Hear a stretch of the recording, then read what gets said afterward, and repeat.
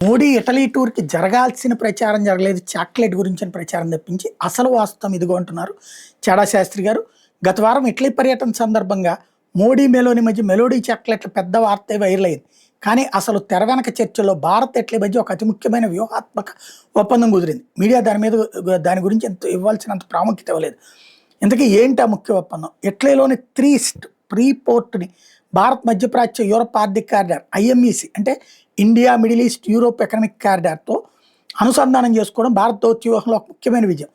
2023లో Italy దేశం China belt and road initiative నుండి బయటికి రావడంతో భారత్ ఈ తాజా ఒప్పందం ద్వారా ఐఎంఈసి కారిడార్ ద్వారా భారతదేశానికి యూరోప్ ఎగుమతి మార్గాలు తెరవబడతాయి. ఇదే సందర్భంలో త్రిఫ్ట్ ఇటలీ అతిపెద్ద ప్రీ పోర్టులో ఒకటి.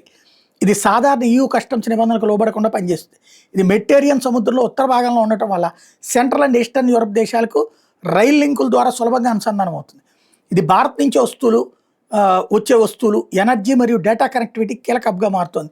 ఇటలీ ఇండో మెడిటేరియన్ ఇనిషియేటివ్ ద్వారా త్రీస్ట్ని ఐఎంఈసి యూరోపియన్ గేట్వేగా ప్రమోట్ చేస్తుంది. త్రీస్ట్ పోర్ట్ సెంట్రల్ యూరప్కి రైల్ కనెక్టివిటీ వల్ల ప్రాధాన్యత సంపాదించింది. G7 దేశాల్లో చైనా BRIలో చేరిన ఏకైక దేశం ఇటలీ. కానీ ఇటలీ 2023లో BRI నుండి బయటకు వచ్చేయడంతో ఇండియా, ఇటలీ, UAE మరియు ఇతర భాగస్వాములతో కొత్త కనెక్టివిటీ మొగ్గు చూపడమే ఐఎంఈసి ప్రతిపాదనకి దారితీసింది. ఇటలీ త్రీస్ట్ పోర్ట్ భాగస్వామ్యం భారత్కి యూరప్లో 17+ దేశాలకు సులభ యాక్సెస్ ఇస్తుంది. ఇటలీకి ఎగుమతులు, ఎనర్జీ హబ్గా అవకాశాలు పెరుగుతాయి. ఇది చైనా, BRIకి ప్రత్యామ్నాయంగా గ్లోబల్ గేట్వే వంటి యూరోపియన్ ఇనిషియేటివ్తో ముడిపడి ఉన్నటువంటి అంశం. ఐఎంఈసి పూర్తి అయితే దీని ద్వారా భారత్ నుండి అవసరమైతే హార్ముజ్ జలసంధిని కూడా బైపాస్ చేసి భారత్ నుండి గల్ఫ్ నుండి ఇజ్రాయెల్ మీదుగా యూరప్కి వేగవంతమైన, నమ్మకమైన సప్లై చైన్ ఏర్పడుతుంది. భారత్కి త్రీస్ట్ ద్వారా సెంట్రల్ యూరప్ అంటే పోలాండ్ వంటి దేశాల మార్కెట్లు అందుబాటులోకి వస్తాయి.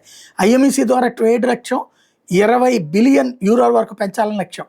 ఇది కేవలం వాణిజ్యం కాదు, geo political strategy, supply chain diversification.